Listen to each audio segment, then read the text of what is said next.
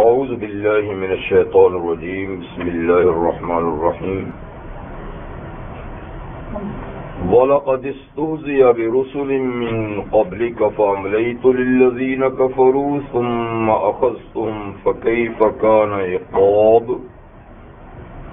أَفَمَنْ هُوَ قَائِمٌ عَلَى كُلِّ نَفْسٍ بِمَا كَسَبَتْ وَجَعَلُوا لِلَّهِ شُرَكَاءَ قُلْ سَمُّوهُمْ أَمْ تُنَبِّئُونَهُ بِمَا لَا يَعْلَمُ فِي الْأَرْضِ أَمْ بِظَاهِرٍ مِّنَ الْقَوْلِ بل زين للذين كفروا مكرهم وصدوا عن السبيل ومن يضلل الله فما له من هاد لهم عذاب في الحياة الدنيا ولعذاب الآخرة أشق وما لهم من الله من واق مثل الجنة التي وعد المتقون تجری من تحتها الانہار اکلها دائم وظلها تلك عقبى الذين اتقوا وعقبى الكافرين النار والذين آتيناهم الكتاب يفرحون بما أنزل إليك ومن الأحزاب من ينكر بعضه قل إنما أمرت أن أعبد الله ولا أشرك به إليه أدعو وإليه مآب وكذلك أنزلناه حكما عربيا ولئن اتبعت أهواءهم بعدما جاءك من العلم ما لك من الله من ولي ولا واق صدق الله العظيم سورۃ الرعد کی آیت نمبر 32 سے 37 تک آیات آپ کے سامنے تلاوت کی گئی۔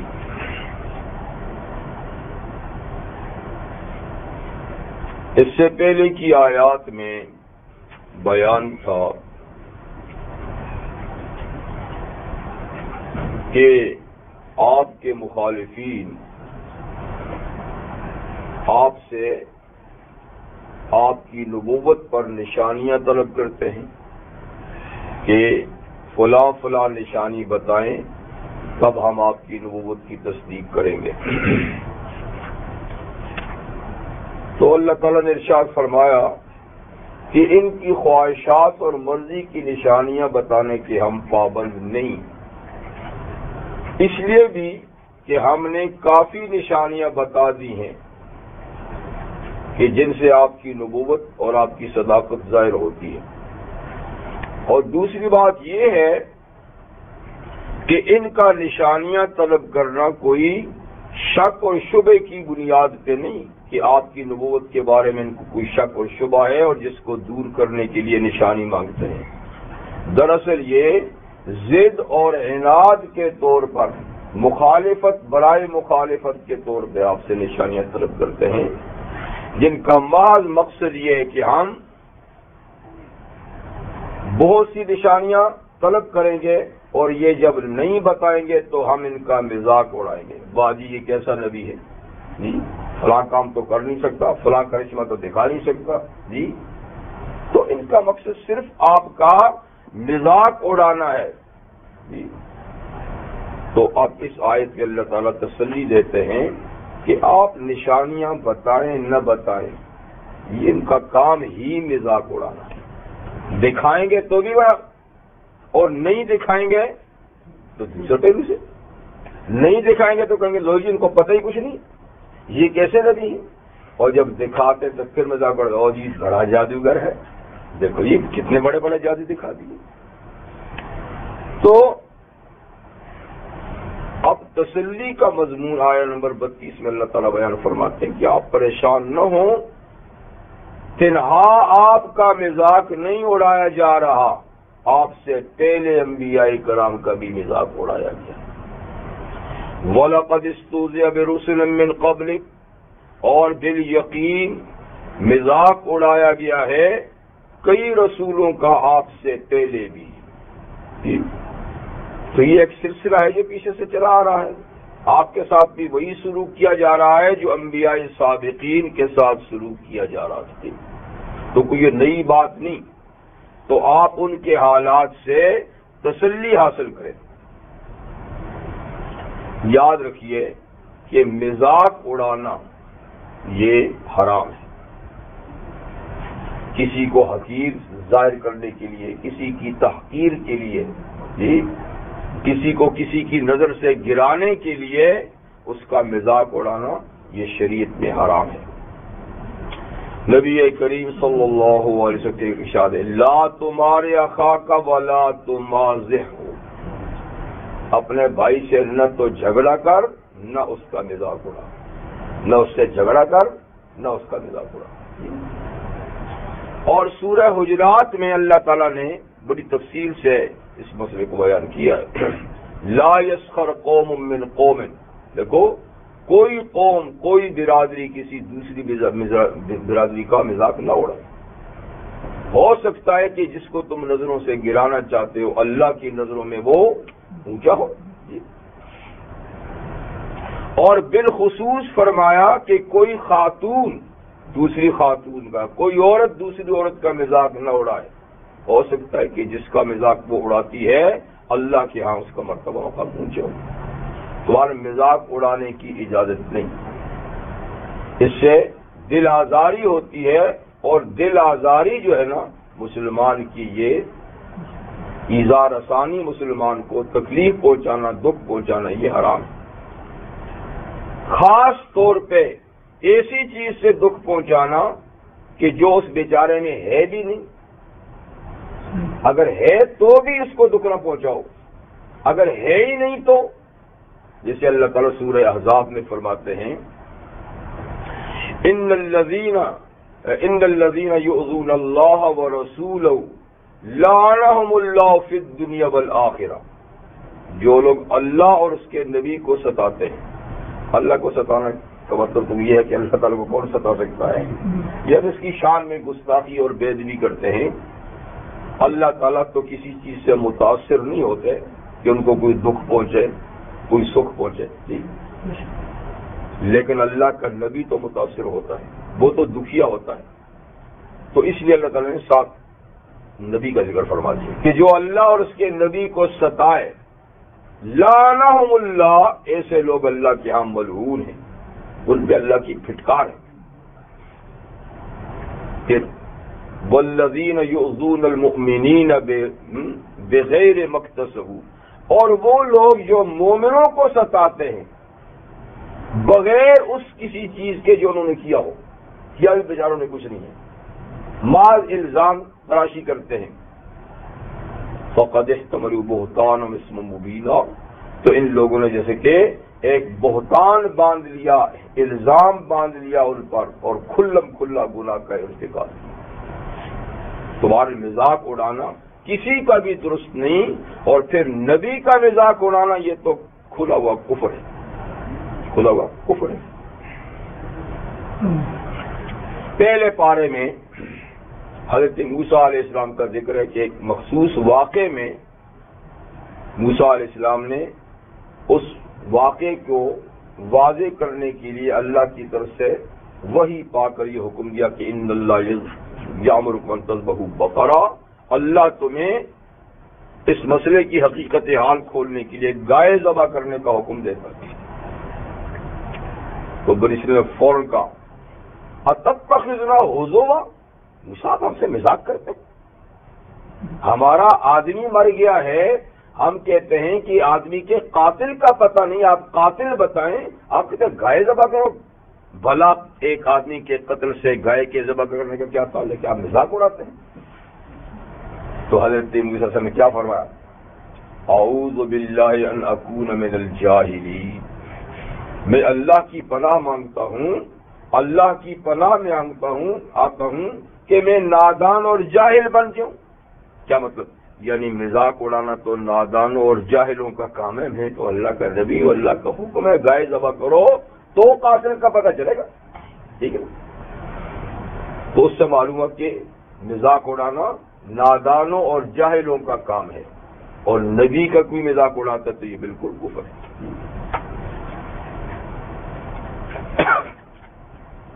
تو وَلَقَدِ اسْتُهْزِئَ بِرُسُلٍ مِّن قَبْلِكَ، بالیقین آپ سے پہلے رسولوں کا مذاق اڑایا گیا. پھر کیا ہوا؟ فَأَمْلَيْتُ لِلَّذِينَ كَفَرُوا، تو میں نے کافروں کو مہلت دی. اللہ تعالیٰ فرماتے ہیں میں نے کافروں کو مہلت دی، کیونکہ اللہ تعالیٰ جلد باز نہیں ہے اور سزا دینے میں جلدی نہیں کرتے. مجرم کو سدھرنے کے لیے، سوچنے کے لیے اللہ تعالیٰ بڑا وقت دیتے ہیں کہ وہ سوچے سمجھے سدھرے اور غلط رستے سے واپس پلٹے. تو انہوں نے انبیاء کا مذاق اڑایا. حق تو یہ تھا کہ فوراً ان کو سزا ملتی، جرم اتنا بڑا تھا، لیکن نہیں، میں نے ایسا نہیں کیا. فَأَمْلَيْتُ لِلَّذِينَ كَفَرُوا، میں نے کافروں کو مہلت دی، وقت دیا. اور وقت دینے کے بعد بھی انہوں نے وقت سے فائدہ نہ اٹھایا، سدھرے نہیں، تو ثُمَّ أَخَذْتُهُمْ، پھر میں نے ان کو پکڑ لیا. تو پکڑا تو پھر معمولی سزا کے ساتھ نہیں، کیونکہ پھر اللہ کی پکڑ جو ہے نا وہ بھی اپنی مثال آپ ہے. فَكَيْفَ كَانَ عِقَابِ، تو کیسا ہوا میرا سزا دینا؟ ذرا یا تاریخ کے ورق پلٹ کے دیکھو، یعنی ان کو صفحہ ہستی سے مٹا دیا، ان کے نشان تک ہم نے ختم کر دیا، ایسا پکڑا. تو نبی کریم صلی اللہ علیہ وسلم کو تسلی دی کہ آپ کا یہ مذاق اڑاتے تو آپ فکر نہیں کریں، اور وہی قانون آپ کے مخالفین پر بھی لاگو ہے کہ میں جلدی نہیں پکڑتا، میں ان کو وقت دیتا ہوں، سوچے سمجھیں. لیکن جب یہ نہیں سوچے سمجھیں گے تو ان کا حشر بھی وہی ہوگا جو پچھلی قوموں کا ہوا. چنانچہ ایسے ہوا. کیا ہوا؟ اسلام دن بدن عروج پہ جاتا رہا اور وہ اندر ہی اندر جلتے رہے اسلام کی ترقی سے. یہ تعداد ہے نا، دل کی جلن، حسد. تو پہلے تو ایڑی چوٹی کا زور لگایا اسلام اور آل اسلام کو مٹانے کے لیے بڑی کوششیں کی، لیکن جب ہجرت کر کے مدینہ چلے گئے اور پھلتے پھولتے رہے تو اب ان کے اندر دل میں جلتے رہے کیا بنے گا. اب ان کی ڈر کے مارے نیندیں حرام ہوگی، کس وقت کیا حملہ کریں گے، کس وقت ہم ختم ہو جائیں گے. جی. اور دوسری طرف سے اللہ تعالیٰ نے آسمانی آفات اور عذابوں کا نزول بھی کر دیا. کبھی بارش بند ہوئی، کبھی قحط آ گیا، کبھی کیا ہو گیا. اور پھر یہ کہ میدانوں میں بھی شکست ہوئی، بدر میں ہوئی، احد میں ہوئی، خندق میں ہوئی. جی. تو بالآخر پھر فتح مکہ میں سلسلہ ختم کر دیں. فکیف کان عقاب. یہ تسلی کا مضمون تھا. اب پھر عقیدہ توحید کا ذکر ہے اور شرک کی قباحت اللہ تعالیٰ بیان فرماتے ہیں کہ یہ مشرک بھی بڑے بے عقل ہیں، بڑے ہی احمق ہیں. افمن هو قائم على كل نفس بما كسبت، کیا وہ ذات جو ہر آدمی پہ نگران ہے، وہ ذات جو ہر ایک کو واچ کرتی ہے، ٹھیک، بما کسبت، جو بھی وہ کرتا ہے. تو ایک طرف تو وہ اللہ ہے جو ہر آدمی پر نگران ہے، ہر ایک کی نگرانی کر رہا ہے، دن کو بھی رات کو بھی، سوتے میں بھی جاگتے میں بھی، ٹھیک ہے نا. اور اس کے تمام اعمال کو وہ محفوظ کیے جا رہا ہے. ایک تو وہ اللہ ہے، اور دوسری طرف انہوں نے اس کا شریک ایسے بے بس اور بے کس مخلوق کو بنایا ہے کہ جس کے پلے اختیار میں کچھ بھی نہیں،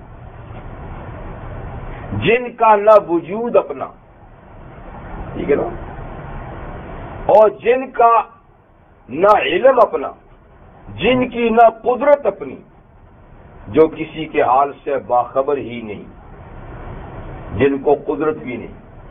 تو ایک طرف بے بس مخلوق ہے، ایک طرف قادر مطلق ذات ہے جو ہر آدمی پہ نگران ہے اور ہر آدمی کے اعمال کو اللہ تعالیٰ دیکھ رہے ہیں. کوئی مناسبت ہی نہیں. بھائی پارٹنر بناؤ تو تھوڑی سی مناسبت تو ان کو جوڑ تو ہو نا، یا تو جوڑ ہی نہیں ہے. ایک اللہ کی برتر ذات، علیم بکل شے، قادر علی کل شے، ٹھیک ہے نا، اور ایک طرف ایسی مخلوق کے جس کے پہلے کچھ ہے ہی نہیں. وَجَعَلُوا لِلَّهِ شُرَكَاءَ، اور پھر ان مشرکین نے اللہ کے شریک بھی بنا رکھے ہیں. ایک طرف وہ ذات ہے اور ایک طرف انہوں نے شریک بنا رکھے ہیں. آپ ذرا ان مشرکین سے پوچھئے تو قل سموہم، تم ذرا نام تو ان کے لو نا، کون کون ہیں اللہ کے پارٹنر، کون کون ہیں، ذرا ان کے شریک کون کون ہیں جی، ان کے ذرا نام تو لو نا. ام تنبئونہ بما لا یعلم فی الارض، یا تم اللہ کو بتاتے ہو ایسی چیز جو اللہ کے علم میں نہیں ہے زمین کے اندر. یعنی اللہ کو تو اپنے کسی شریک کا پتہ نہیں ہے، اللہ نے تو کوئی اپنا شریک بنایا ہی نہیں ہے، اللہ کے علم میں تو اس کو کوئی شریک ہے ہی نہیں. اور تم کہ تو ہے تو تم اللہ کو کوئی ایسی چیز بتاتے جو اللہ کے علم میں نہیں. اللہ کہتے میرا پارٹنر کوئی نہیں اور تم کہتے نہیں جی ہے. اس کا مطلب یہ ہوا کہ تم اللہ کو ایسی چیز بتاتے ہو جو خود اللہ کے علم میں نہیں. تو اللہ کے علم سے تو باہر کوئی چیز ہے ہی نہیں. اگر کوئی ہوتا تو اللہ تعالیٰ خود ہی بتا دیتا. جب وہ کہتا میرا کوئی شریک نہیں اور تم کہتے ہو ہے، تو اس کا مطلب ہے کہ کوئی ایسی چیز بھی ہے جو اللہ کے علم میں نہیں، اور ایسی بات نہیں. اس لیے تمہارا یہ دعویٰ جھوٹا ہے. حقیقت یہ کہ اللہ کا کوئی شریک نہیں. اس کا ایک معنی دوسرا بھی ہے، ام یعنی بما لا یعلم فی الارض، ام تنبئونہ، یا تم اللہ کو بتاتے ہو ایسے شریک لا یعلم فی الارض جن کو زمین کی چیزوں کا علم ہی نہیں ہے. اللہ کو ساری کائنات کا علم ہے اور تم اللہ کو ایسے شریک بتاتے ہو کہ جن کے پاس علم ہی نہیں ہے. تو کیا بے علم چیزیں بھی اللہ کا شریک اور صحیح ہو سکتی ہیں؟ نہیں. ام بظاہر من القول، یا یہ تمہاری صرف سرسری بات ہے جس کی تہ میں کچھ بھی نہیں، جس کے نیچے کوئی حقیقت نہیں، جس کے اوپر کوئی دلیل نہیں، صرف منہ سے نکلی ہوئی ایک بات ہے فلانا یہ کر سکتا ہے اور فلانا یہ کر سکتا ہے اور فلانا نے یہ کیا، اس کے پیچھے کوئی دلیل نہیں. ام بظاہر من القول، یا تمہارا شریکوں کے بارے میں یہ قول سرسری ہے، اوپرا ہے، بے حقیقت ہے، جس کے نیچے کچھ حقیقت نہیں. اور ظاہر کا ایک معنی باطل بھی ہوتا ہے. ظاہر کا ایک معنی ظاہری نا، ظاہری بات ہے یعنی پیچھے کچھ نہیں. یا ظاہر کا معنی ہوتا ہے باطل، یعنی تمہاری یہ بات بالکل باطل اور غلط ہے کہ اللہ کا کوئی شریک ہے. اور یا وہی کہ یہ تمہاری بات ظاہری ہے جس کے اندر کوئی حقیقت نہیں ہے. اور بات ایسی ہے، جتنے اہل شرک مشرک قومیں جتنی بھی ہیں، یا مسلمان ہوتے ہوئے جو لوگ شرک کا ارتکاب کرتے ہیں، ان کے پاس کوئی دلیل نہیں ہے. بس کیا ہے، میں نے فلاں درخت کے ساتھ تعویذ لٹکایا تھا تو میرا یہ کام ہو گیا، میں نے فلاں قبر پہ چادر چڑھائی تھی تو بچہ ہو گیا، ٹھیک نا، میں نے فلاں صاحب کی نظر دی تھی تو جاب مل گئی. تو یہ کوئی دلیل ہے کہ میں نے یہ کام کیا تھا لہذا یعنی تم بھی کرو؟ تو پھر تو یوں بھی کہو نا، ہندو بھی مندر میں گیا تھا اور اس نے بدھ کے سامنے سجدہ کیا اور اس کا کام ہو گیا، تو پھر وہاں بھی چلے جاؤ. اور پھر عیسائی بھی صلیب کے سامنے گیا تھا اور اس نے دعا کی تو اس کے بھی کام ہو گئے، تو پھر اس کو بھی پوچھ لو. اگر درختوں کو اور قبروں کو پوجنے کے لیے یہی دلیل ہے تو پھر یہ دلیل تو ہندو بھی دے سکتا ہے، سکھ بھی دے سکتا ہے، بدھسٹ بھی دے سکتا ہے، یہودی اور عیسائی بھی دے سکتا ہے کہ میرے کام بھی تو ہو رہے ہیں اس عبادت سے، اس کام سے. ٹھیک ہے نا؟ اگر یہ دلیل ہے تو پھر سارا ٹھیک ہوا، لیکن یہ دلیل نہیں. دلیل تو قرآن اور سنت سے لاؤ. اگر مسلمان ہو تو قرآن اور سنت سے لاؤ، مسلمان ہی تو پھر اس کے لیے تو دلیل کی کوئی ضرورت نہیں. لیکن آج ہمارے جاہل لوگوں کے پاس اس کے سوا کیا دلیل ہے؟ آپ کہتے نہیں ہوتا، او جی میں تو گیا تھا ہو گیا کام. آپ کہتے نہیں ہوتا، میں تو گیا تھا ہو گیا کام. بھئی آپ گئے سے ہو گیا کام، یہ کوئی دلیل ہے؟ کام تو ساری دنیا کے ہوتے ہیں، جو نہیں جاتے ان کے بھی ہوتے ہیں. میں بھی کہہ سکتا میں نہیں گیا تھا ہو گیا کام. آپ کہتے ہیں میں قبر پہ گیا تھا ہو گیا کام، میں کہتا ہوں میں مسجد میں گیا تھا ہو گیا کام. تو اب سچائی سو کہیں گے. تو یہ دلیل نہیں ہے کہ میں وہاں گیا تھا تو کام ہو گیا وہاں. یہ ظاہری باتیں ہیں، ان کے پیچھے حقیقت نہیں. حقیقت جو ہے نا وہ قرآن اور سنت ہے. آپ قرآن سے بتائیں کہاں جانا چاہیے، کس سے مانگنا چاہیے، کون دے سکتا ہے، کون نہیں دے سکتا. آپ نبی کریم صلی اللہ علیہ وسلم کی سنت سے دلیل پیش کریں. میرے آقا نے ساری زندگی کس کے سامنے ہاتھ اٹھائے، کس کے سامنے سر جھکایا، کس کے سامنے سجدے کیے، کس سے وہ مانگتے رہے. آپ دلیل دیں صحابہ کے فعل سے. رحمت عالم صلی اللہ علیہ وسلم کی ذات سے عظیم ذات دنیا میں کوئی نہیں. اللہ کا محبوب ان سے زیادہ کوئی نہیں. اللہ کی عنایتیں ان سے زیادہ کسی پر نہیں.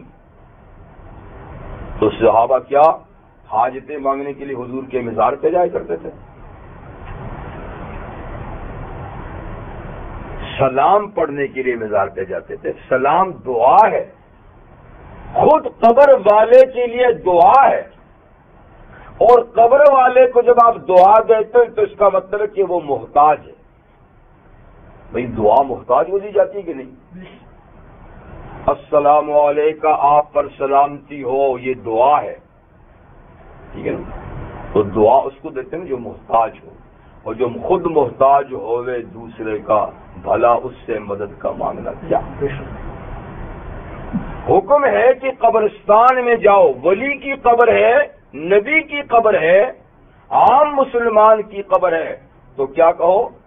السلام علیکم یا اہل القبور، اے قبروں میں سونے والو تم پہ سلامتی ہو. معلوم کہ وہ سلامتی کے محتاج ہیں، آپ سلامتی کی ان کے لیے دعا. جی یغفر اللہ لکم، اللہ تمہیں بخش دے. وہ بخشش کے بھی محتاج ہیں. یغفر اللہ لنا، ہمیں بھی بخش دے، تم کو بھی بخش دے. تو جا کر دعا کرنے کا کہا ہے، ان سے مانگنے کا نہیں کہا. اس لیے کہ ان کو ہمارے حال کا پتہ نہیں ہے، نہ ہماری حاجتوں کا پتہ ہے، نہ اس کو پورے کرنے کی ان کے پاس قدرت ہے. ٹھیک ہے نا؟ یہ بات اللہ سے مانگنی چاہیے. تو یہ میں نے کہا نا، یہ ظاہری اور بے دلیل باتیں ہیں جو لوگوں کو دوسروں کو گمراہ کرنے کے لیے بتائی جاتی ہیں کہ میں نے یہ کیا تھا ہو گیا، تو بھی جا تیرا بھی ہو جائے گا. یہ بات بلکہ بات یہ بل زین للذین کفروا مکرہم، بلکہ خوبصورت بنا دیا گیا ہے کافروں کے لیے ان کا یہ مکر و فریب. ان کو یہ باتیں اچھی لگتی ہیں، ان کو یہ برے اور شرکیہ اعمال خوبصورت لگتے ہیں. ٹھیک ہے نا؟ تو جس کو ایک چیز اچھی لگے اور خوبصورت لگے وہ کب چھوڑے گا؟ اس کو نہیں چھوڑے گا. جی تو کافروں کے یہ مشرکانہ اعمال، ٹھیک ہے نا، اور بدعتیوں کے یہ بدعت والے اعمال ان کو بڑے اچھے لگتے ہیں، ان کی نظروں کے بڑا خوبصورت ہیں. تو جس کی نظر میں جو چیز خوبصورت ہو نا وہ کبھی نہیں چھوڑتا. یا تو مکر فرمانا کہ ان کے یہ مکر و فریب خوبصورت. دوسری جگہ اللہ تعالیٰ آیت میں فرماتے نا زین لہم اعمالہم، ان کے برے اعمال، غلط اعمال ان کے سامنے خوبصورت کر دیے گئے ہیں. شیطان نے بڑے اچھے کر کے پیش کیا کہ ماشاءاللہ بڑا اچھا کام کرتے ہو، یہی کرتے چلو، گوشت مارتے چلو، ہوا نہیں کرتے چلو، یہ بڑا نیکی کا کام ہے، جی وَصُدُّوا عَنِ السَّبِيلِ، اور یہ لوگ راہ راست سے روک دیے گئے ہیں۔ اب راہ راست پہ کون آئے گا کہ برا راستہ جس کی نظروں میں اچھا ہو جائے، برا راستہ جس کی نظر میں اچھا ہو جائے اس کو کیا لگی ہے وہ سیدھے راستے پہ آئے۔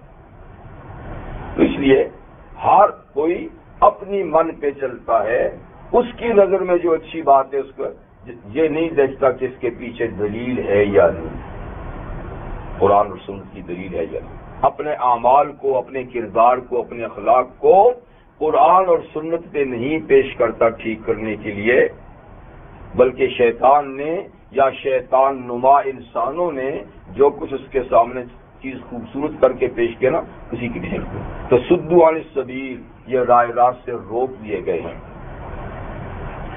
وَمَن يُضْلِلِ اللَّهُ فَمَا لَهُ مِنْ هَادٍ، اور جس کو اللہ بھٹکتا چھوڑ دے اس کے لیے کوئی رہنما نہیں، جس کو اللہ بھٹکا دے اس کے لیے کوئی ہادی نہیں۔ لیکن اللہ کے بھٹکانے کا معنی میں آپ کو بار بار بتا چکا ہوں، آپ کسی غلط فہمی میں نہ رہیں۔ اللہ تعالیٰ کسی کو یوں نہیں بھٹکاتے کہ سیدھے راستے سے ادھر موڑ دے یا اس کو کہتے ادھر چلا جا، یہ مطلب نہیں ہے، بلکہ یہ تکوینی امور ہیں کہ اللہ تعالیٰ نے رستے واضح کیے ہدایت اور گمراہی کے، اور پھر اللہ تعالیٰ نے کہہ دیا ہے کہ یہ رستہ نجات کا ہے، یہ رستہ ہلاکت کا ہے، اور میں تجھ پہ پابندی نہیں لگاتا، تو اپنے اختیار سے ادھر جا یا ادھر جا۔ اب ایک آدمی اپنے اختیار سے ہدایت کا رستہ چھوڑ کے گمراہی کے رستے پہ چل پڑتا ہے تو اللہ اس کو مجبور نہیں کرتے کہ کھینچ کر ادھر لائے، کیونکہ جبر اللہ نہیں کرتے، اللہ اختیار دیتے ہیں۔ جیسے کہ ادھر جانے والے کو پکڑ کے ادھر نہیں لگاتے تو ادھر جانے والے کو بھی پکڑ کے زور سے ادھر نہیں لگاتے۔ مقصد کیا ہوا؟ یعنی اللہ تعالیٰ کسی بندے کی توفیق کو سلب نہیں کرتے، چھینتے نہیں، اس کی جو توفیق ہے، نیکی کی توفیق ہے تو چھینتے نہیں بلکہ اس کو اور بڑھا دیتے۔ ادھر جاتا ہے، اچھا چل میری مدد بھی ساتھ، اور جو ادھر جاتا ہے تو ادھر جانے کی توفیق کو بھی اللہ چھینتا نہیں کہ نہیں جانے دوں گا، نہیں جانے دوں گا۔ اچھا جاتا ہے، اپنی مرضی سے جاتا ہے تو چل میں نے رستہ کھولا ہوا ہے یہاں، کوئی روکتا نہیں۔ تو اللہ کے کسی کو گمراہ کرنے کا مطلب یہ ہے کہ جب وہ گمراہی کے رستے پہ چل نکلتا ہے تو اللہ روک ٹوک نہیں کرتے، اللہ اس کی اس طرف کی توفیق کو چھینتے نہیں، اور جب اللہ روک ٹوک نہ کرے، چھینے تو پھر کوئی اس کو موڑ بھی نہیں سکتا، کمال و مراد تو اس کو موڑ نہیں سکتا، پھر چلتا رہتا ہے۔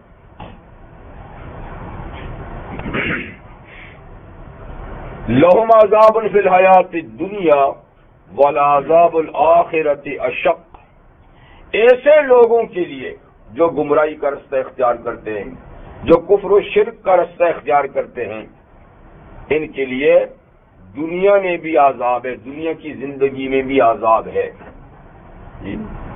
یعنی ان کے لیے پکڑ دکڑ ہوتی رہے گی، کسی کے لیے کم، کسی کے لیے زیادہ، کچھ نہ کچھ ان کو اس کا عذاب، اس کی پاداش اس دنیا میں بھی ملتی رہے گی، اور یہ پاداش ملنا بھی اس غرض کے لیے ہے کہ شاید یہ مڑ جائے، جیسے اللہ تعالیٰ کا ایک دوسری آیت میں ارشاد ہے وَلَنُذِيقَنَّهُم مِّنَ الْعَذَابِ الْأَدْنَىٰ دُونَ الْعَذَابِ الْأَكْبَرِ لَعَلَّهُمْ يَرْجِعُونَ، کہ ہم ان لوگوں کو بڑے عذاب سے پہلے چھوٹے عذاب سے پکڑیں گے، چھوٹا عذاب ان کو پہنچائیں گے، اس لیے کہ شاید یہ غلط رستے سے پلٹ جائے، ٹھیک ہے۔ تو یہ دنیا کی سزا جو دی جاتی ہے تو یہ کوئی سزا نہیں، اصل میں یہ تعذیب ہے، جسے بچے کو ادب کے لیے مارا جاتا ہے، اور اس کو سزا دینا مقصود نہیں ہوتا بلکہ تعذیب مقصود ہوتی ہے کہ یہ غلطیوں سے پلٹ جائے۔ تو دنیا میں جو اللہ تعالیٰ کسی کو سزا دیتے ہیں تو تعذیباً دیتے ہیں، اصل سزا تو عذاب الاکبر ہے آخرت میں۔ جو جہنم کی صورت میں ہوگا. تو ان کے لیے اس دنیا کی زندگی میں بھی عذاب ہے تعذیباً، لیکن عذاب الآخرت اشق، آخرت کا عذاب بڑا ہی سخت ہوگا، اور وہ تعذیب نہیں، وہ مستقل سزا ہوگی، وہ مستقل سزا ہوگی. اس لیے وہ اشق، بڑا ہی مشقت والا، بڑا ہی سختی والا عذاب ہوگا. وَمَا لَهُم مِّنَ اللَّهِ مِن وَاقٍ، اور ان لوگوں کے لیے اللہ کے عذاب سے کوئی بچانے والا نہیں ہوگا. یعنی دنیا میں کوئی مجرم جن جائز و ناجائز ذرائع سے سزا سے بچ جاتے ہیں، اللہ جب عذاب دے گا تو کوئی جائز و ناجائز سزا سے بچنے کا طریقہ نہیں ہوگا. یا یہ بھی ہوتا ہے کہ مجرم جرم کر کے قانون کی نظر سے نکل جاتا ہے، قانون کی نظر سے بچ جاتا ہے، ٹھیک، لیکن اگر پکڑا گیا تو وکیل کوئی نقطہ نکال کے اس کو چھڑا دیتا ہے. یہ بھی نہ ہوا، ٹھیک، کبھی کبھی جج بھی کسی مجرم پہ مہربان ہو جاتا ہے، سزا معاف کر دیتا ہے یا سزا کم کر دیتا ہے. یہ بھی نہ ہوا تو رشوت چل جاتی، لے دے کے آدمی چھوٹ جاتا ہے.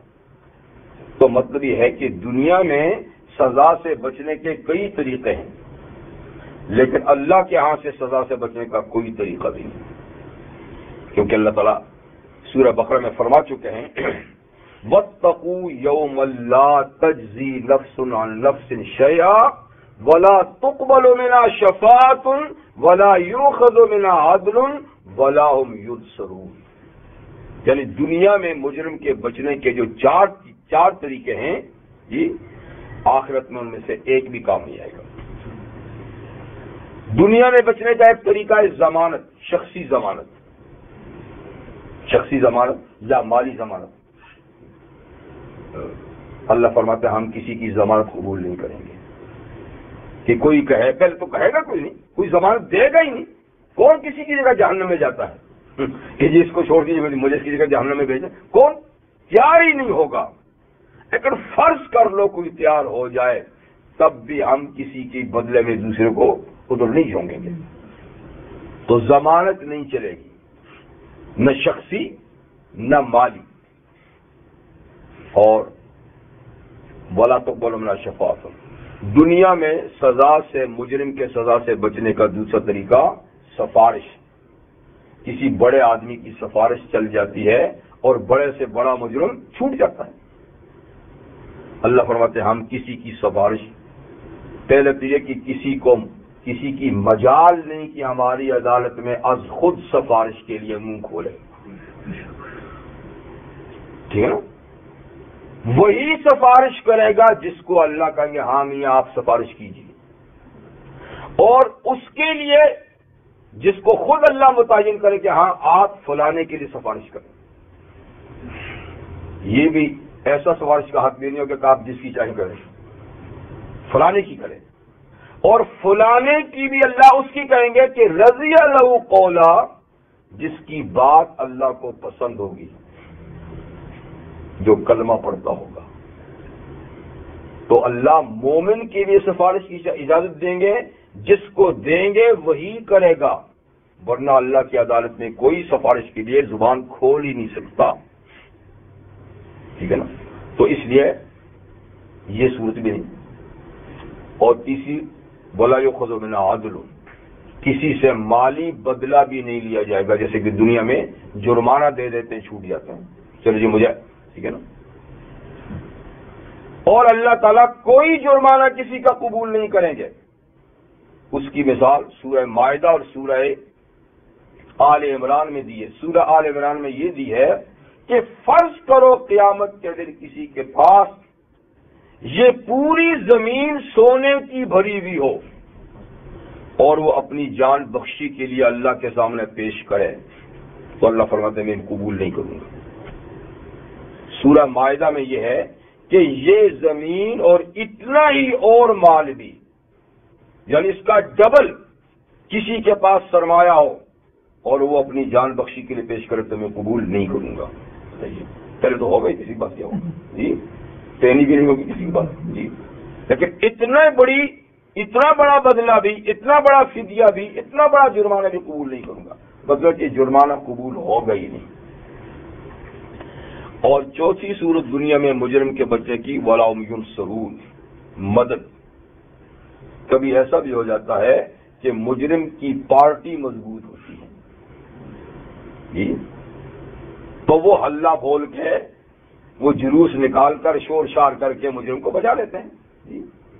تو فرمایا وَلَا هُمْ يُنصَرُونَ، وہاں کسی کی پارٹی ہی نہیں ہوگی کہ وہ اس کی مدد کے لیے آئے، نہ ایک شخص ہوگا، نہ 20 ہوں گے، نہ 1000 ہوں گے، بس پارٹی کا سسٹم ہی نہیں ہوگا۔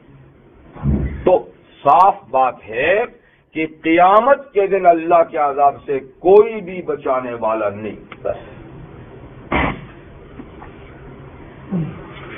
یہ مجرم اور مشرک کا ذکر اور اس کے عذاب کا ذکر تھا، اور یہ قرآن حکیم کا اسلوب ہے کہ جب کافروں کے کفر، گناہ، معصیت اور سزا کا ذکر اللہ کرتے ہیں تو پھر ساتھ متقین مومنین کی جزا کا بھی کرتے ہیں۔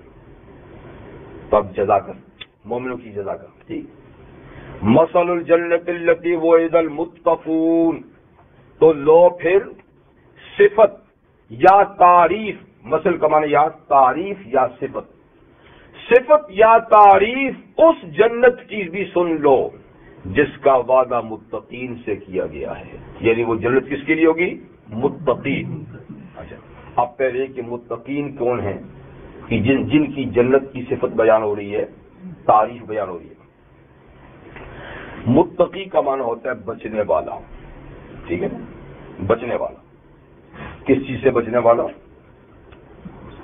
کم سے کم متقی وہ ہے جو کفر اور شرک سے بچے، جو کفر کرنے سے بچ گیا، شرک کرنے سے بچ گیا، یہ ادنا درجے کا، معمولی درجے کا متقی ہے، یہ بھی متقی ہے، یعنی اس کے پلے کوئی نیک عمل نہیں اور کچھ بھی نہیں ہے، پر یہ کہ وہ اللہ کو ایک مانتا ہے، نبی کو مانتا ہے، یعنی عقیدہ ٹھیک ہے پر عمل نہیں، یہ کم درجے کا متقی ہے۔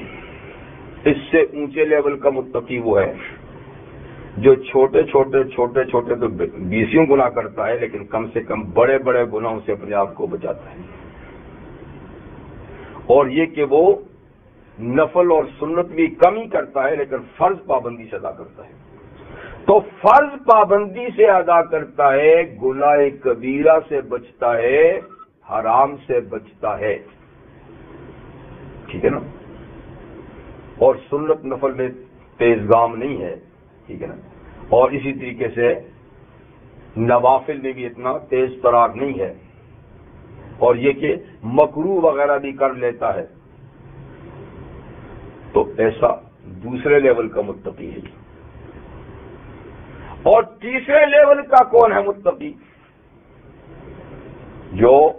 جس کا عقیدہ ٹھیک ہے، وہ فرائض کی بھی پابندی کرتا ہے اور اس کے ساتھ سنتوں کی بھی پابندی کرتا ہے، نفل کبھی کرتا ہے کبھی نہیں کرتا، ٹھیک ہے نا، اور ادھر سے حرام سے بچتا ہے، مکروہ تحریمی سے بھی بچتا ہے، لیکن مکروہ تنزیہی کبھی کر لیتا ہے، شک شبہ کا کام بھی کر لیتا ہے، تو یہ تیسرے لیول کا ہے، اور گناہ کبیرہ سے بچتا ہے، اور گناہ صغیرہ کبھی کبھی سے ہو جاتے ہیں۔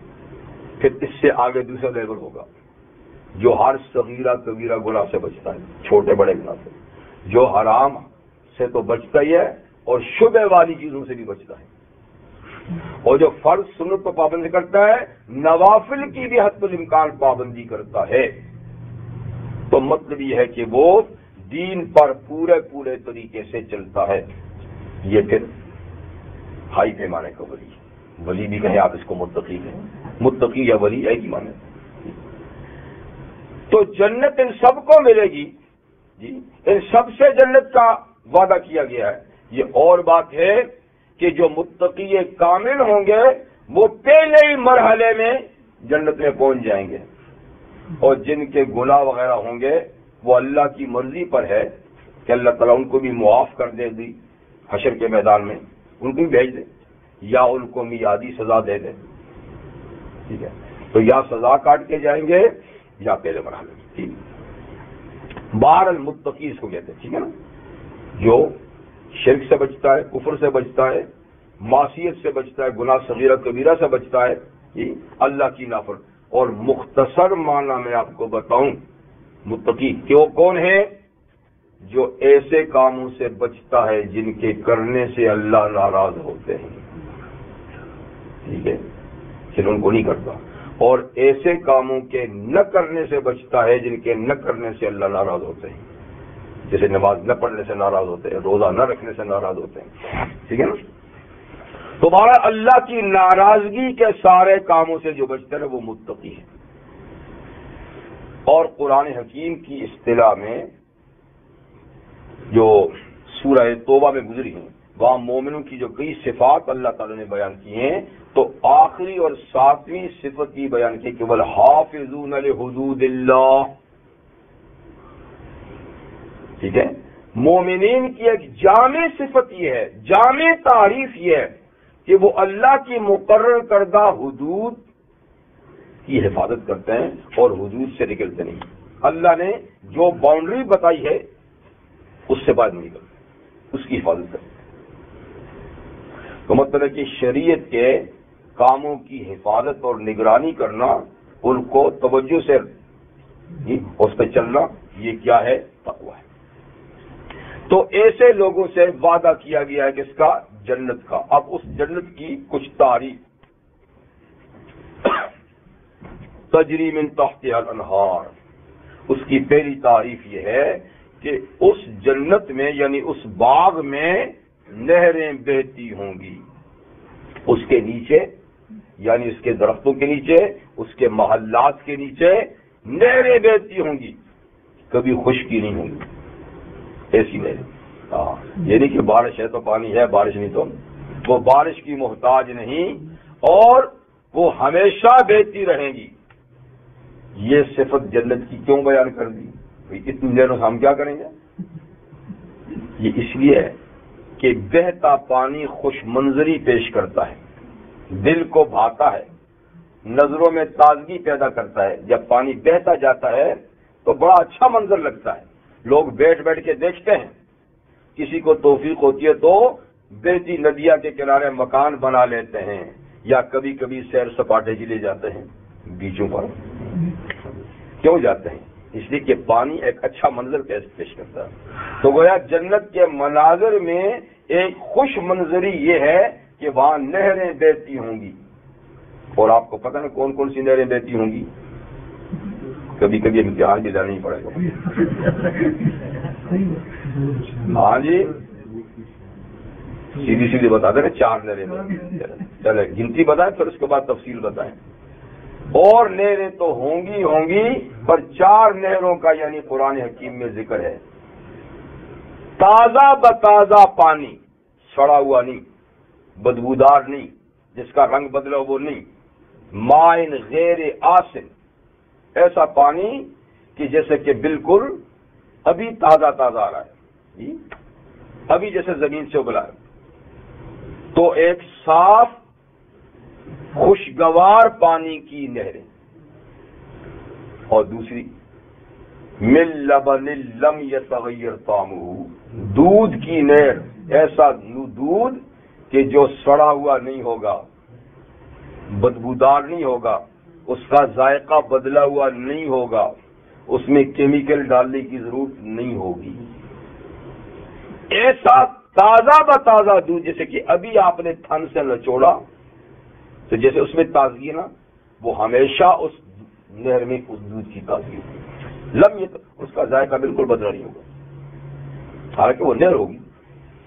اور من خمر لذت للشاربین، بھائی ترتیب سے چلتے ہیں، شراب کی نہر، لیکن وہ شراب کیسی؟ لذت للشاربین، پینے والوں کو لذت بخشے گی، ان کے دل و دماغ اور ان میں تازگی پیدا ہوگی، رونق آئے گی۔ یہ تو حرام اور بدبودار اور یہ نجس اور ناپاک شراب ہے، یہ تو کپڑے پہ لگ جائے تو دھوئے بغیر نماز نہیں ہوگی، اور بدن پہ لگ جائے تو دھوئے بغیر نماز نہیں ہوتی، یہ تو ناپاک ہے، گندی، وہ ہوگی جنت کی۔ اور چوتھی عسل مصفا، بالکل صاف کیا ہوا شہد.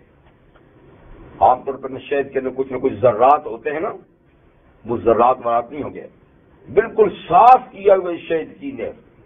تو یہ 4 بڑی نہریں ہیں جو ہر جنتی کی جنت سے بہیں گی، اور اس کے علاوہ باقی چشمے وغیرہ.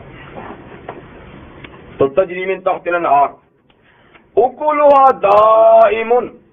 اس جنت کی ایک صفت یہ بھی ہے کہ اس کے پھل دائمی ہوں گے، موسم کے پابند نہیں. یہ مالٹے کا موسم نہیں ہے بازار میں، یہ کیلے کا موسم نہیں ہے تو بازار میں نہیں ہے.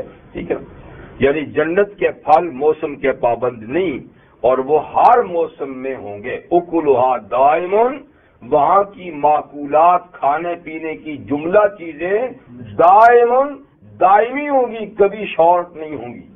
مارکیٹنگ میں تو شارٹ کہاں ہے؟ ہر آدمی کی جنت میں وافر مقدار میں، اور اتنی وافر ہوں گی کہ حدیث میں ہے کہ جب ایک پھل توڑا جائے گا تو دوسرا فوراً اس کی جگہ میں لگ جائے گا. یہ نہیں کہ آپ نے شاخ سے پھل توڑا تو وہ جگہ خالی ہوگی، نہیں، خالی نہیں، توڑتے ہی دوسرا لگ جائے گا جی.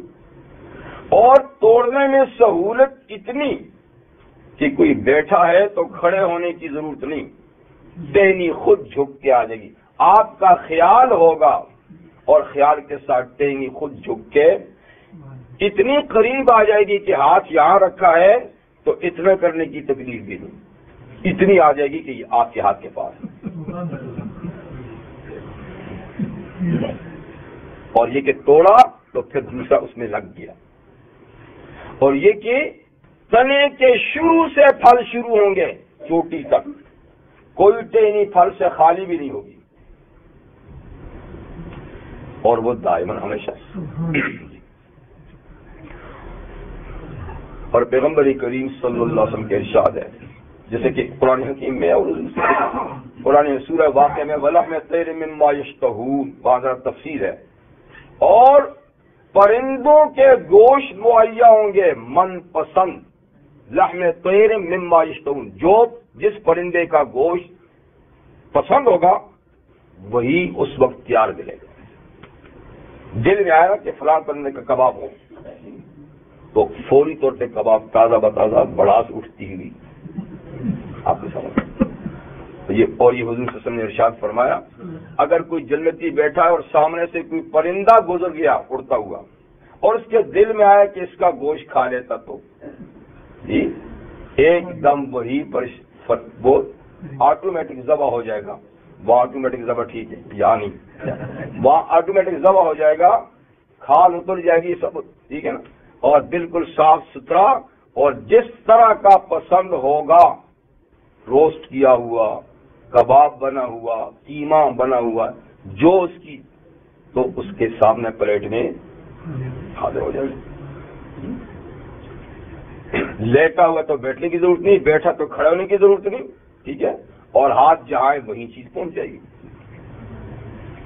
تو اکلھا دائم، ٹھیک، وظلھا، اور سائے بھی دائمی. جنت کے سائے بھی فعال نہیں ہے، جنت میں فعال اسپرنگ ہے جی، ہمیشہ بہار ہی بہار ہے اور سایہ ہی سایہ ہے. اصل میں جنت میں تو سایہ ہوگا نہیں، اس لیے کہ سورہ دہر میں نا لا یرون فیہا شمسا ولا زمہریرا، جنتی جنت میں نہ سورج کو دیکھیں گے نہ سردی کو دیکھیں گے، نہ سورج کی گرمی نہ موسم سرما کی سردی. ایسا معتدل موسم ہوگا ہمیشہ کہ گرمی اور سردی والی بات نہیں ہوگی. تو اس لیے سورج نہیں ہوگا تو گرمی نہیں ہوگی، جب گرمی نہیں ہوگی تو سائے کی ضرورت بھی نہیں ہوگی. تو اس لیے سائے کا مطلب کیا ہے؟ مطلب ہے کہ ہرے بھرے درخت ہمیشہ ہرے بھرے رہیں گے، ہریالی ہی ہریالی ہوگی. اور دوسری بات اہل علم نے یہ بھی کہی ہے کہ سورج تو نہیں ہوگا اور سورج کی روشنی اور تپش بھی تو نہیں ہوگی، لیکن اللہ تعالیٰ کے انوار و تجلیات کی گرمی تو ہوگی. اللہ تعالیٰ کے انوار و تجلیات ہی کی تو جنت میں روشنی ہوگی نا جی. تو وہ تجلیات جو ہے نا وہ جب پڑتی رہیں گی تو اس میں پھر کبھی کبھی یہ بھی دل چاہے گا کہ کسی سائے کے نیچے ہوں، حالانکہ وہ جلائیں گی تو نہیں، کیونکہ کلفت والی چیز تو ہے ہی نہیں. لیکن کبھی کبھی آدمی تیز روشنی سے اکتا جاتا نا تو پھر ہلکی روشنی زیرو کا بلب. تو اس لیے فرما کہ یہ درخت جو ہے نا ہرے بھرے رہیں گے اور ہمیشہ ہرے بھرے رہیں گے.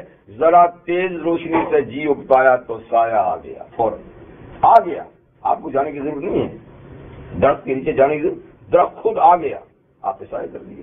تو ذلھا،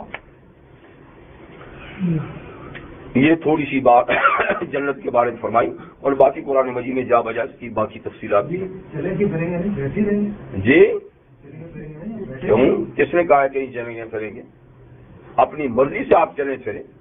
ہاں جی، وہ وہاں تو پرواز ہی پرواز ہوگی، آپ کہتے چلے پھریں گے نہیں. اتنی بڑی جنت ہوگی تو ایک کرسی پہ بیٹھ کے آپ کیا کریں گے؟ آپ تو ساری جنت اپنی جنت میں، پھر اپنے عزیزوں رشتہ داروں دوستوں کی جنتوں میں کہاں آپ جائیں گے؟ تیز کن کی صفت اللہ آل جنت کو دے دیں گے. یعنی جنت میں جانے کے بعد اللہ تعالیٰ اپنی بعض صفات جنتیوں کو دے دیں گے. ان میں ایک کن. اب اللہ جب کن کہتے ہیں تو ہو جاتا نا، پھر جنتی کن کہے گا تو ہو جائے گا. یہ ہو جا، یہ ہو جا، یہ ہو جا جی.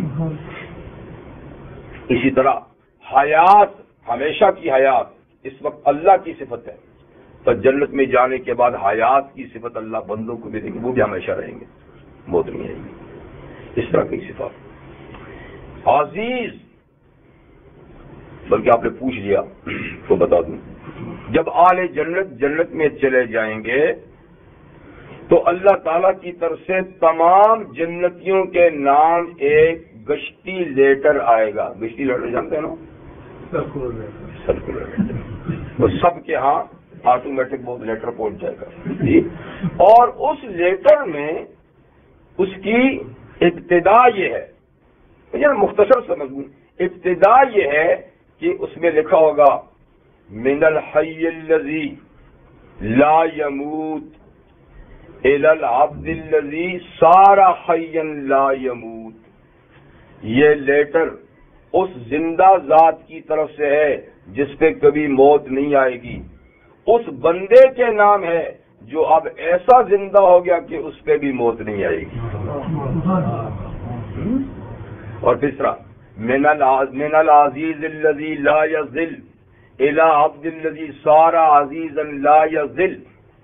یہ لیٹر اور یہ خط اس عزت والے خدا کی طرف سے ہے جس پہ ذلت کبھی نہ آئے گی، اس بندے کے نام ہے جس کو اب ایسی عزت ملے گی کہ کبھی ذلیل نہ ہوگا. اس طرح کی چند اور باتیں، اور پھر اس کے بعد چھوٹا سا مضمون ہے اس کو میرا ذہن میں نہیں، لیکن بھائی یہ لیٹر گشتی لیٹر جو ہے سب کے نام آئے گا. تو اللہ تعالیٰ بعض صفات اپنے بندوں کو جنت میں دے دیں گے، اسی میں یہ کن بھی ہے جی. سورہ اعلیٰ میں بھی اس کا ذکر لا يموت فیہا ولا یحیا. اللہ کے بندے آپ کہاں چلے گئے؟ یہ تو دوستیوں کے بارے میں آئے تھے اور اپنی بدجنسی میں فٹ کر نہیں، وہ تو جہنمیوں کے بارے میں ہے کہ جہنم میں جانے والے نہ مریں گے نہ جئیں گے، نہ مریں گے نہ جئیں گے.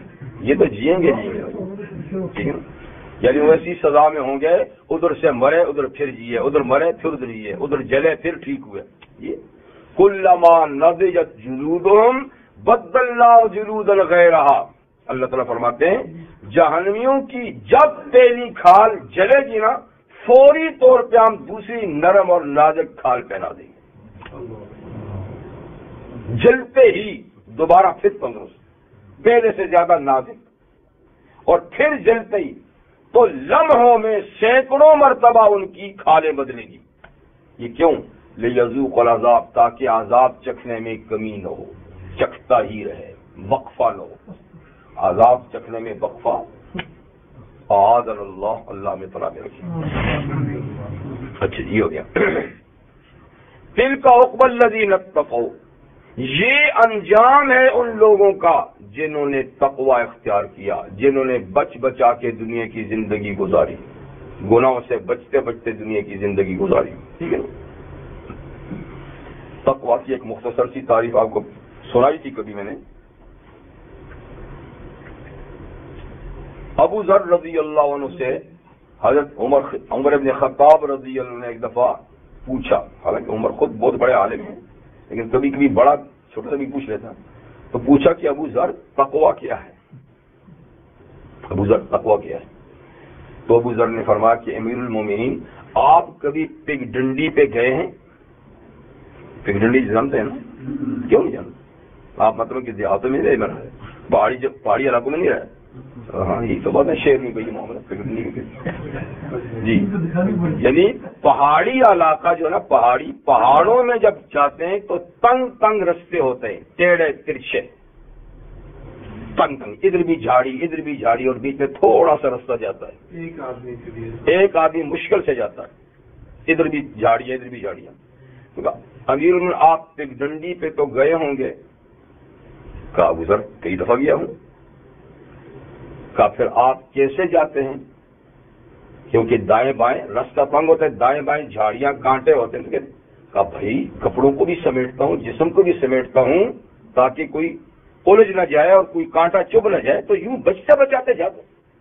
کہا تقوی یہی ہے، تقوی یہی ہے کہ آخرت، زندگی کا یہ رستہ جو آخرت کو جاتا ہے، اس رستے پر گناہوں سے بچتے بچاتے، سمٹتے سمٹاتے گزر جانا، یہ تقوی ہے. اس لیے کہ ادھر بھی گناہوں کی جھاڑیاں ہیں، ادھر بھی گناہوں کے کانٹے ہیں، ادھر بھی کانٹے ہیں، ادھر بھی کانٹے ہیں، تو اس سے بچتے بچاتے، سمٹتے سمٹاتے گزر جانا، یہ تقوی ہے. تو دل کا عقبى الذين اتقوا، یہ انجام ہے ان لوگوں کا جنہوں نے دنیا میں تقوی اختیار کیا.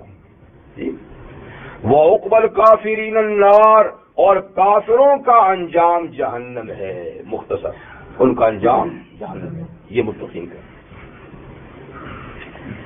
یہ بات ہو چکی. والذین آتیناہم الکتاب یفرحون بما انزل الیک ومن الاحزاب من ینکر بعضہ،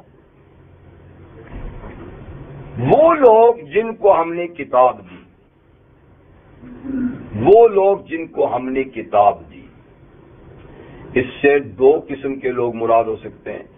اس سے مسلمان بھی مراد ہو سکتے ہیں اور اہل کتاب بھی. کتاب ان کو بھی دی، کتاب ہم کو بھی دی. تو پہلے معنی کے لحاظ سے کہ اس سے مسلمان مراد ہیں، تو اللہ تعالیٰ فرماتے ہیں کہ وہ لوگ جن کو ہم نے کتاب دی، یفرحون بما انزل الیک، وہ خوش ہوتے ہیں اس چیز پر جو آپ کی طرف نازل کی جاتی ہے. یعنی جو وحی آتی ہے تو مسلمان اس میں خوش ہوتے ہیں. ان کا ایمان تازہ ہوتا ہے، ایمان میں اضافہ ہوتا ہے تو مسلمان خوش ہوتے ہیں. اور سورہ یونس میں اللہ تعالیٰ نے یہ بیان یہ فرمایا نا کہ ہم نے جو آپ کی طرف کتاب نازل کی ہے ہدن و رحمہ اور شفا، یہ کتاب شفا ہے، نسخہ شفا ہے. دراصل تو یہ روحانی بیماریوں اور دل کی بیماریوں کے لیے شفا ہے، لیکن بہرحال یہ جسمانی بیماری کے لیے بھی شفا ہے. اور ہدن یہ رہنما ہے، و رحمہ اور یہ اللہ کی رحمت ہے. پھر فرماتے ہیں قل بفضل اللہ وبرحمتہ فبذلک فلیفرحوا، اے محمد صلی اللہ علیہ وسلم آپ لوگوں سے کہہ دیجئے، لوگوں اللہ کے فضل اور اس کی رحمت پہ خوش ہونا چاہیے. اب فضل اور رحمت سے کیا مراد؟ تو رحمت خود قرآن کا نام ہے. رحمت تو مطلب کہ رحمت قرآن ہے، اور فضل باقی پورا اسلام ہے، یا فضل اللہ کے نبی ہیں. ٹھیک، تو اللہ کے فضل اور اس کی رحمت یعنی اللہ کے نبی اور اس کے قرآن کی نعمت پہ مسلمانوں کو خوش ہونا چاہیے. ٹھیک ہے، ان دونوں نعمتوں کو خوش ہونا چاہیے. یہ بھی آپ کہہ سکتے ہیں کہ فضل سے مراد قرآن اور رحمت سے مراد نبی کریم صلی اللہ علیہ وسلم، کیونکہ آپ کو رحمت للعالمین بھی تو کہا اللہ نے. تو قرآن بھی رحمت، نبی بھی رحمت، تو یہ دو ہی مراد سکتے ہیں. یعنی اللہ کے قرآن اور اللہ کے نبی جو دو نعمتیں خدا نے تمہیں دی ہیں، فَلْيَفْرَحُوا، اس پہ مسلمانوں کو خوش ہونا چاہیے. یہ اللہ کی طرف سے، یعنی خوشی کی چیز ہے. هُوَ خَيْرٌ مِّمَّا يَجْمَعُونَ، یہ فضل اور رحمت اس سرمایے سے بہتر ہے جس کو تم دن رات جمع کیے جا رہے ہو، اور جس کے زیادہ ہونے پہ خوش ہو تو کہ بیلنس اتنا بڑھ گیا ہے، یہ کاروبار ماشاءاللہ ٹھیک چل رہا ہے. تو جن چیزوں پہ تم خوش ہوتے ہو اس سے یہ بہتر ہے جس کو قرآن مل گیا، جس کو نبی صلی اللہ علیہ وسلم مل گیا، اس کو خوش ہونا چاہیے. ٹھیک ہے، تو وہاں کہا کہ خوش ہونا چاہیے. اور یہاں اللہ تعالیٰ خبر دیتے ہیں کہ مومن واقعی خوش ہوتے ہیں. جن کتاب دی ہے وہ اللہ کی طرف سے تازہ بتازہ وحی نازل ہونے پہ خوش ہوتے ہیں. جب نئی صورت آتی ہے، نئی آیتیں آتی ہیں تو ان کی خوشی میں اضافہ ہوتا ہے. اور اس سے اہل کتاب بھی مراد ہو سکتا ہے کہ وہ لوگ جن کو ہم نے کتاب دی ہے وہ خوش ہوتے ہیں اس کتاب پر جو آپ کی طرف نازل کی گئی ہے. لیکن اس صورت میں پھر سارے اہل کتاب مراد نہیں، صرف خوش نصیب اہل کتاب مراد ہوں گے. سارے تو بھٹکتے ہیں جی، ان کو تو تکلیف ہوتی ہے قرآن سے. لیکن یہ بات طے ہے کہ ساری قوموں میں اچھے اور خوش قسمت لوگ بھی ہیں. یہودیوں میں بھی تھے، عیسائیوں میں بھی تھے، ہندوؤں میں بھی تھے، سکھوں میں بھی ہیں، بدھوں میں بھی ہیں، جینیوں میں بھی ہیں. ساری جتنی قومیں ہیں تو ٹوٹلی خراب نہیں، ان میں کچھ اچھے لوگ بھی ہیں. اور یہ وہ اچھے لوگ ہیں کہ جن تک قرآن کی دعوت پہنچی انہوں نے قبول کر لی. یہ نہیں کہ کافر ہوتے ہوئے اچھے ہیں، مگر جب ان کو دعوت ملی تو انہوں نے اس کو قبول کر لیا. تو ہر دور میں ایسے لوگ ہوئے، اگر جن کی تعداد بہت کم ہے پر ہوئے. اور یہ انہی لوگوں کا ذکر ہے کہ چونکہ وہ اپنی کتابوں میں قرآن حکیم اور نبی کریم صلی اللہ علیہ وسلم کے بارے میں پڑھ چکے ہیں اور انہوں نے اس میں کوئی تبدیلی نہیں کی، تو جو ہی قرآن اور نبی آیا انہوں نے دیکھ لیا تو خوش ہو گیا کہ واہ واہ، جو کچھ ہم نے پڑھا تھا وہ آ گیا، اور قبول بھی کر لیا. تو وہ لوگ مراد ہیں، سب نہیں. اس میں یہ ہے کہ کچھ کتابیں تو ایسی ہیں نا جن کا نام و نشان ہی دنیا سے مٹ گیا ہے. اب آدم علیہ السلام کے صحیفے کہاں ہیں، ابراہیم علیہ السلام کے صحیفے کہاں ہیں، اور کئی انبیاء کرام کو چھوٹی چھوٹی بکیں ملی نہیں، یعنی ہے ہی نہیں. کچھ کتابیں ایسی بھی ہیں کہ جن کا نام یا جن کے کچھ چند ایک حروف تو ہیں لیکن اصل کتابیں وہ ناپید ہیں. جیسے زرتشت کی کتاب اوسطا، یعنی پارسیوں کی کتاب. تو زرتشت کے بارے میں قطعی تو نہیں کہہ سکتے، لیکن خیال ہے کہ شاید وہ نبی ہوں، اور ان کی جو اصل کتاب تھی اس میں صحیح تعلیمات بھی تھی، لیکن بہرحال وہ کتاب بھی ناپید ہے. اس کے چند ایک اوراق ہیں، نہ معلوم وہ صحیح ہے کہ غلط ہے. اب تو ٹوٹلی شرک کا مذہب ہے نا، لیکن ممکن ہے کہ اپنے دور میں وہ ہو. باقی آسمانی کتابوں میں اگر کوئی کتابیں ہیں تو وہ تورات، انجیل، زبور، یہ کسی قدر ہیں. اگرچہ ان میں بھی بہت تبدیلیاں ہوئی ہیں لیکن کچھ ہیں. یعنی پچھلی صدی تک خود عیسائی علماء اس بات کا اقرار کرتے کہ پچھلی صدی تک انجیل میں 3000 تبدیلیاں ہو چکی ہیں. تو پچھلی صدی تک جو 3000 تبدیلیاں، تو کتاب کا کیا حال ہوگا. لیکن پھر بھی کچھ نہ کچھ آیات صحیح بھی ہیں اتنی تبدیلی کے بعد ہی. اور آئے دن تبدیلیاں ہوتی بھی رہتی ہیں، یہ نہیں کہ سلسلہ رک گیا ہے، بلکہ اب بھی چینجنگ ہوتی رہتی ہے. ان کی باقاعدہ کونسل ہے جی، اور وہ با اختیار کونسل ہے. وہ جب چاہتے ہیں مناسب سمجھتے ہیں کسی آیت کو ادھر کر دیا، کسی کو ادھر کر دیا، کسی کو چلتا کر دیا. اور میں آپ کو بتایا تھا نا پچھلے 2-3 سال پہلے بھی بائبل سوسائٹی جو لاہور میں ہے اس نے تورات انجیل سے کئی آیتیں نکال دی. یہ 2-3 سال کی بات ہے. تو یہ سلسلہ ہوتا رہتا ہے، لیکن تاہم کچھ نہ کچھ بات اس میں ہے بھی، کچھ ایسی کتابیں ہیں جی. تو اس تمام تر تبدیلی کے باوجود یعنی اس میں کچھ نبی کریم کے بارے میں اب بھی ہے، حالانکہ پوری تفصیل ختم کر دی انہوں نے. تو جو لوگ ان میں اچھے ہیں تو وہ یعنی قرآن کے نزول پہ خوش ہوتے ہیں اور پھر اس کو یہ کہ قرآن کو قبول بھی کرتے ہیں. آج بھی ایسے لوگ ہیں کہ جنہوں نے دعوت کو قبول کیا، اب ایسے ہیں جن کو دعوت جاتی ہے وہ قبول کرتے ہیں. آئندہ بھی ایسے ہوتے رہیں گے غیر مسلم کہ جن کو دعوت ملے گی وہ قبول کریں گے یہ لوگ. وَمِنَ الْأَحْزَابِ مَن يُنْكِرُ بَعْضًا، لیکن ان مختلف پارٹیوں میں، مذاہب میں وہ لوگ بھی ہیں يُنْكِرُ بَعْضًا جو قرآن کے بعض حصے کے منکر ہیں. یعنی کچھ کو کہتے ہیں یہ ٹھیک ہے، کچھ کہتے ہیں یہ ٹھیک نہیں. تو ان جماعتوں میں، ان مذاہب میں ایسے لوگ بھی ہیں جو حق کو قبول کرتے ہیں، ایسے بھی ہیں جو بعض کو رد کرتے ہیں. ينکر بعضا یعنی بعض کو رد کرتے ہیں. اب ان کا رونا کیا روئیں، وہ کل کو رد کریں یا بعض کو رد کریں، وہ تو بہر کافر ہیں. رونا تو اپنوں کا ہے کہ عملی طور پہ ہم میں سے کتنے ہیں جو پورے کو مانتے ہیں. ایک تو عقیدے کی بات ہے نا، قول و اقرار کی بات ہے کہ قرآن اللہ کی کتاب ہے، سچی کتاب ہے، نجات کا باعث کتاب ہے، یہ ہے وہ ہے. اور ایک عملی پوزیشن ہے کہ قرآن کے کتنے احکامات ہیں جن کو عمل میں نہیں لا رہے، کوئی رکاوٹ بھی نہیں ہے. ٹھیک ہے نا، اللہ کے احکام بے شمار ہیں لیکن وہ 2 طرح ہیں. ایک جن کا تعلق شخصی زندگی سے ہے، ایک جن کا تعلق اجتماعی زندگی سے. شخصی زندگی سے جن احکامات کا تعلق ہے ان پہ عمل کرنے سے ہمیں کون روکتا ہے؟ کوئی روکنے والا ہے نہیں، کوئی روک سکتا بھی نہیں اور کوئی روکنے والا بھی نہیں. ہم جیسی زندگی گزاریں.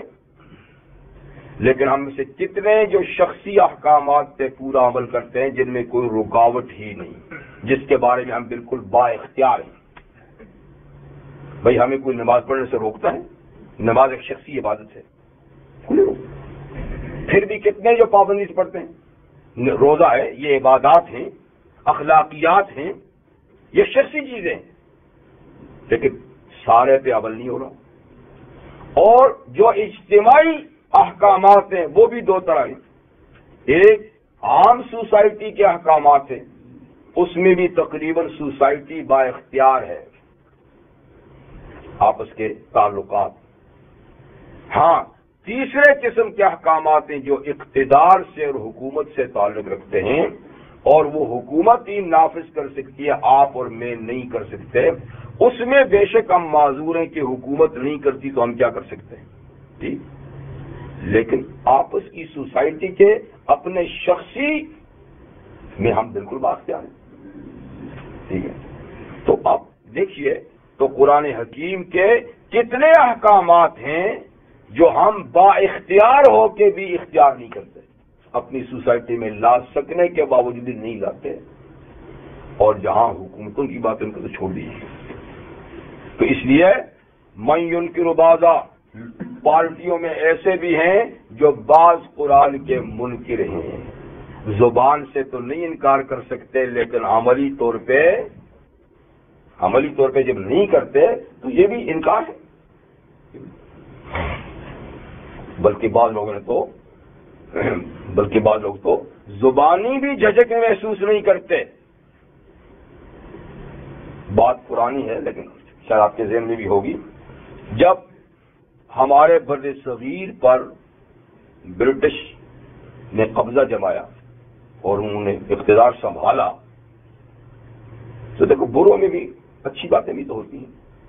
انہوں نے مختلف علاقوں میں جا کر لوگوں سے پوچھا کہ تم رسم و رواج کے مطابق چلو گے یا محمدی لا کے مطابق چلو گے، یعنی ہم تم پہ دباؤ نہیں ڈالتے، تم اختیار دیتے ہیں، اور جس لا کو تم پسند کرو گے ہم تمہارے فیصلے اسی کے مطابق کریں گے۔ محمدی لا پہ چاہتے ہو تو تمہارے فیصلے اس کے مطابق کریں گے، ٹھیک ہے نا، اور تم رسم و رواج تو وہ کر دو۔ تو کتنے ہی ہمارے پاکستان کے، اس وقت بخیر پاکستان نہیں تھا لیکن یہ پھر بھی مسلم اکثریتی کا علاقہ تو تھا، تو کتنے ہی علاقے ہیں کہ جن کے لوگوں نے کہا ہم محمدی لا پہ نہیں رسم و رواج پہ چلیں گے، لوگوں نے کہا، ان کے پوچھے سے کہا، تو یہ انکار نہ ہوا، انکار نہ ہوا جی کہ محمدی لا نہیں رسم و رواج۔ رسم و رواج کیا تھا کہ بیٹیوں کو وراثت نہیں دیں گے، کیونکہ محمدی لا میں بیٹوں کے ساتھ بیٹیوں کو بھی وراثت ملتی ہے، بیٹیوں کو محروم کرنے کے لیے کیا کہا ہم اس پہ چلیں گے۔ اس کے علاوہ اور کئی چیزیں، تو یہ رسم و رواج یہ شریعت کے متوازی ایک دوسری شریعت ہے جو ہم نے بنا رکھی ہے، اس پہ چلیں گے، اس پہ نہیں چلیں گے۔ اور پھر جب قانون بنتے ہیں ہماری اسمبلیوں میں تو اس میں وہ لوگ بھی ہوتے ہیں جو اسلامی قانون بنانے کے لیے بل پیش کرتے ہیں، ٹھیک ہے، لیکن وہاں اکثریت ان لوگوں کی ہوتی ہے جن کو اسلام سے کڑن ہے، تو وہ اس کے مطابق قانون سازی نہیں کرتے اور اس سے ہٹ کے قانون سازی کرتے ہیں۔ تو یہ کیا یمکر بعضنا ہوا؟ ہوا؟ اچھا دیکھیے، آپ کو مثال دوں، مثالیں تو بے شمار ہیں لیکن ایک مثال دوں۔ جب ہمارے ہاں ایوب خان کا دور حکومت تھا، جی ایوب خان کا دور حکومت، بات پرانی ہے تھوڑی سی، تو اس نے ایک عائلی قانون پاس کیا، نکاح شادی وغیرہ کے سلسلے میں قانون، اس کی بعض شقیں شریعت کے منافی تھی، کچھ ٹھیک تھی لیکن کچھ اس کی شقیں جو ہے نا وہ شریعت کے متصادم تھی۔ تو اس وقت اسمبلی کے مسلم ممبران جن میں علماء بھی تھے اس کو بتایا کہ یہ آپ کی یہ شقیں جو ہے نا یہ اسلام سے ٹکراتی ہیں، ان کو ختم کرو۔ تو اسے نہیں ختم کیا، وہ بیچارہ چلتا گیا، اب کتنے چلتے اب تک وقت آیا، اب بھی وہ لا موجود ہے، اب بھی موجود ہے، اور اس میں غیر اسلامی شقیں موجود ہیں۔ اچھا،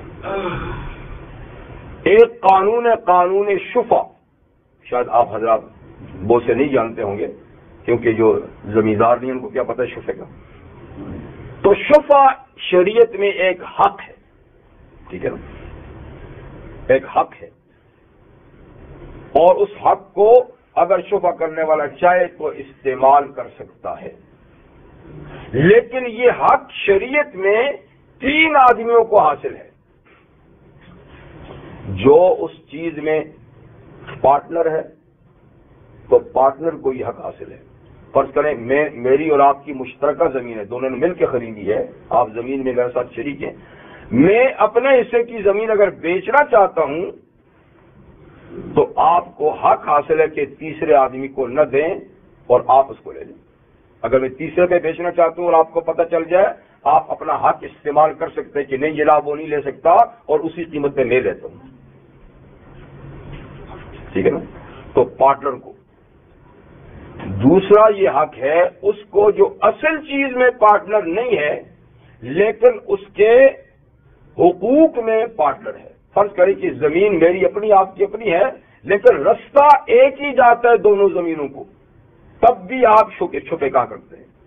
یا میری آپ کی زمین میں کے درمیان کنواں ہے یا نہر ہے، اس سے آپ بھی پانی دیتے ہیں میں بھی دیتا ہوں، تو آپ کو پھر بھی شبے کا حق حاصل ہے۔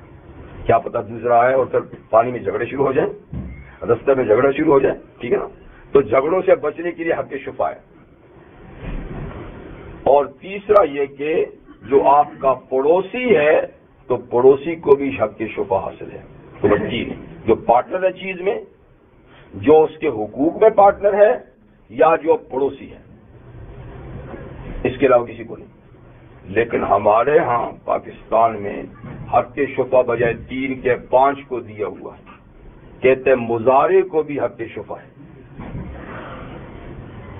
اور یہ کہ بیچنے والے کا بیٹا بھی شفا کر سکتا ہے باپ پر. تو یہ 2 چیزیں غیر اسلامی شامل کر دی حق شفا میں. حق شفا میں 3 چیزیں تھیں اور یہ 2 غیر اسلامی شامل کر دی. تو کئی مثالیں ہیں اور قانون کی کتنی چیزیں آپ دیکھ لیں. تو باوجود بتانے کے روک ٹوک کرنے کے یہی قانون چل رہے ہیں. ادھر سے بھی تھوڑا سا لے لیا, ادھر سے بھی لے لیا اور قانون بنا دیا. تو یہ کیا بعض قرآن کا انکار نہیں؟ ہاں بھائی تو جی ہاں. تو پھر ہمیں تکلیف ہو تو کیوں نہ ہو, پھر سزا ملے تو کیوں نہ ملے. قل انما امرت ان اعبد اللہ, کہہ دیجئے کہ لوگوں مجھے حکم دیا گیا کہ میں فقط اللہ کی عبادت کروں. جی ولا اشرک بہ, اور اس کے ساتھ کسی کو پارٹنر نہ بناؤں, مجھے اس کا حکم دیا گیا ہے. جی تمہیں بھی یعنی اسی کی دعوت دیتا ہوں. الیہ ادعو, اسی عقیدے کی تمہیں میں دعوت دیتا ہوں کہ فقط اللہ کی عبادت کرو اور اللہ کے ساتھ کسی کو شریک نہ بناؤ. الیہ ادعو, اسی کی میں تمہیں دعوت دیتا ہوں. وَإِلَيْهِ مَآبٌ, اور اسی کی طرف واپس پلٹنا بھی ہے. دیکھو اللہ کے حضور جانا ہے, کسی اور شریک اور پارٹنر کے پاس نہیں جانا. جی اور کتنے بجے ہو گیا؟ اچھا چلیے پھر اس کا مطلب نہیں ہو سکے گی تو انشاءاللہ پھر اس کو آئندہ دوسرے موقع کے لیے چھوڑ دیتے ہیں. سبحانک اللہم وبحمدک اشہد ان لا الہ الا انت استغفرک واتوب الیک.